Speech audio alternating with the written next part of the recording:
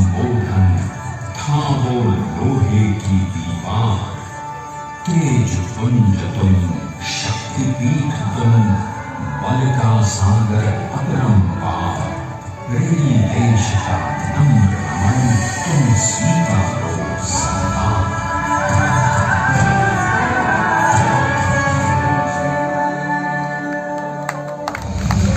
1857 में अंग्रेजों को ललकारने वाले पहले स्वतंत्रता संग्राम के एक सक्रिय सिपाही थे झवेर भाई पटेल।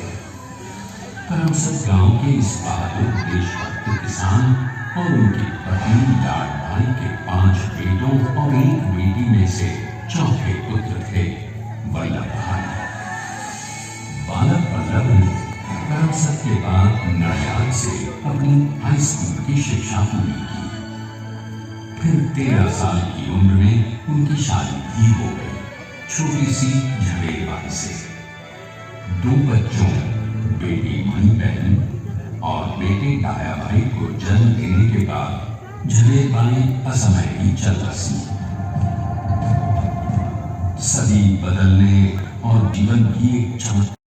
दक्षिण अफ्रीका में सत्याग्रह के अहिंसक अस्त्र से मिलकर वल्लभ भाई ने अपने कुछ बरसों से सीखे विदेशी व्यवहार और संस्कार हमेशा के लिए त्याग दिए और अब वो अपने खेड़ा के किसानों को हक दिलाने के लिए बापू के। तभी बारडोली के मजबूर मजलूम किसानों की यातना का समाचार उनके पास पहुंचा।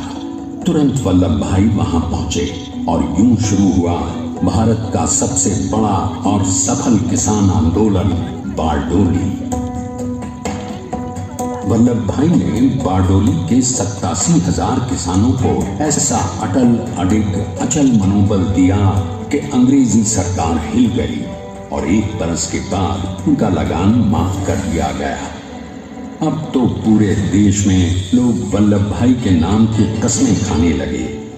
स्वयं महात्मा गांधी ने कहा, अब वल्लभ भाई मेरे शिष्य या साथी नहीं, सारे देश के सरदार हैं और देश को मिल गया एक अनोखा असरदार सरदार।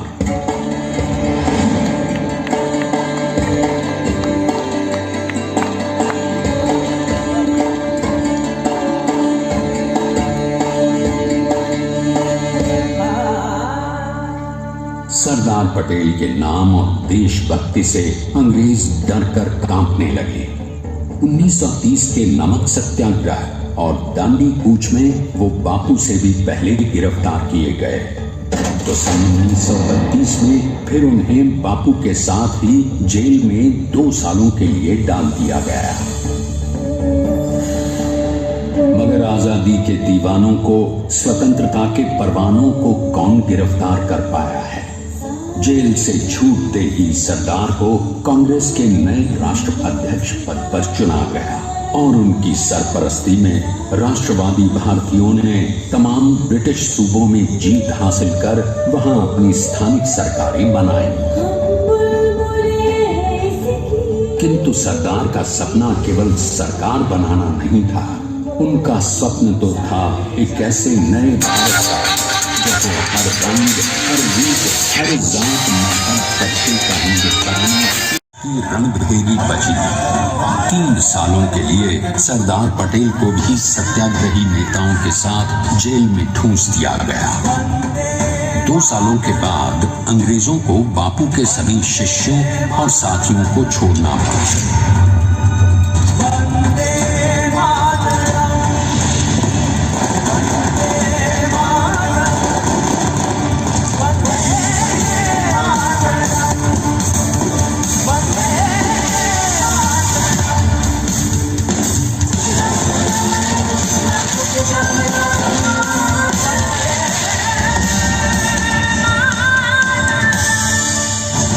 स्वतंत्रता के स्वप्न के सच आकाश वायुयानों से भर गया।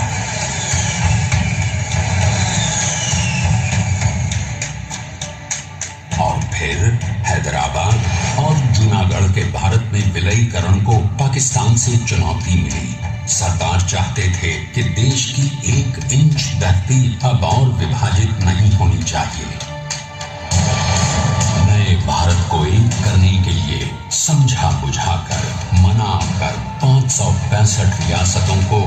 सरदार ने अपनी सूझबूझ, सदाशयिता, संबल से एक नए स्वतंत्र भारत का अभिन्न अंग बना लिया।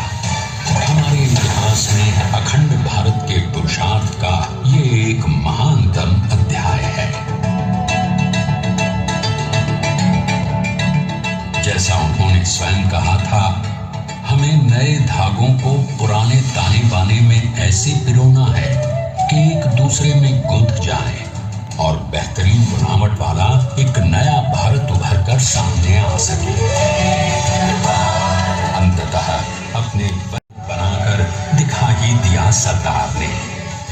संसार के सबसे बड़े प्रजातंत्र के शिल्पी को प्रणाम करने के लिए देश ने बनाया है ये समर्थ स्मारक। स्वाधीन भारत को समर्थ भारत में बदलने वाले सरदार पटेल को समर्पित प्रेरणा तीर्थ भी है।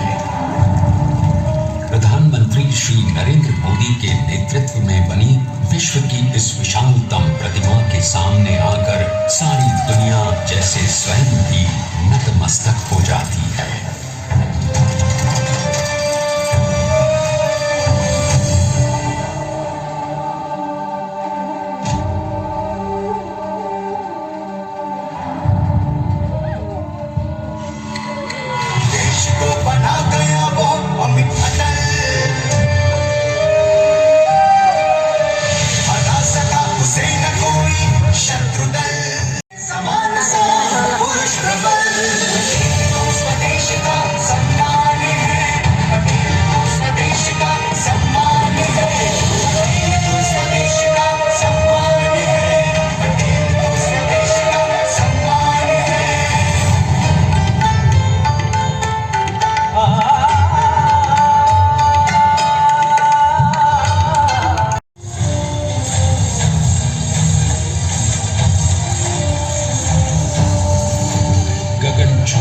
इस अद्वितीय अभूतपूर्व प्रतिमा को बनाने के लिए सबसे पहले नदी पर 4,500 क्यूबिक मीटर का राफ्ट बना और फिर सीधा 600 फीट का कंक्रीट का कोर बनाया गया।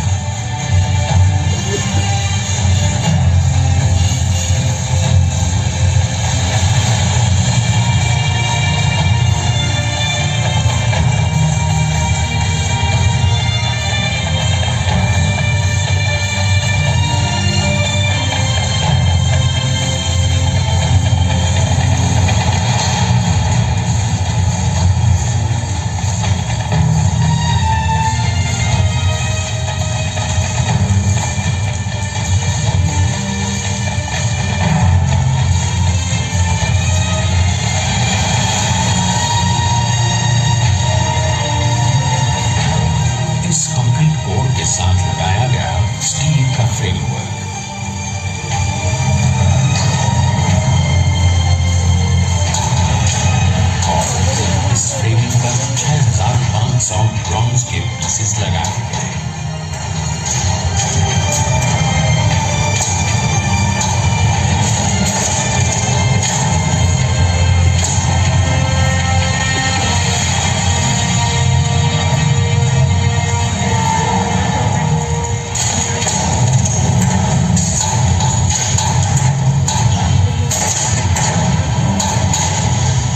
सोचिए कि 182 मीटर ऊंचे इस भव्याति भव्य स्मारक के निर्माण में कितना सामान और मेहनत लगी होगी। 70,000 metric ton cement, 18,500 metric ton reinforcement steel, 6,000 metric ton structural steel और 1,700 मीट्रिक टन ब्रॉन्ज।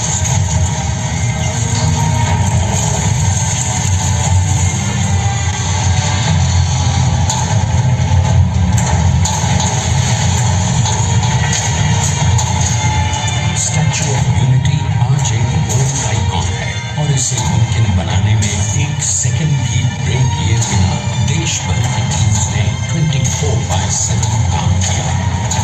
250 से ज्यादा इंजीनियर्स, 4,500 से ज्यादा स्किल फोर्स और कई लाख मानव। हम गर्व से कह सकते हैं कि कुल मिलाकर स्टैच्यू ऑफ यूनिटी के निर्माण में 95% माल सामान, मजदूर, इंजीनियर्स और एक्सपर्ट्स थे।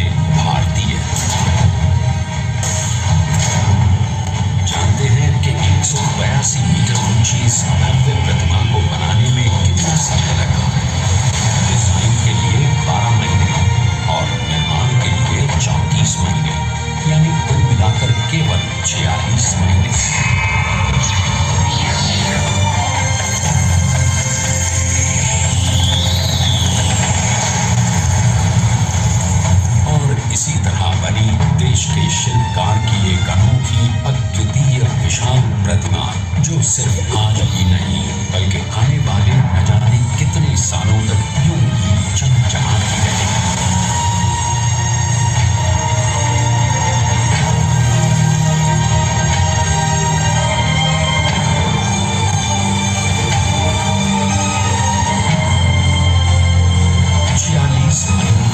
लगातार बिना रुके एकजुट होकर न जाने कितनों ने परिश्रम किया और उनका साथ दिया भारत की 125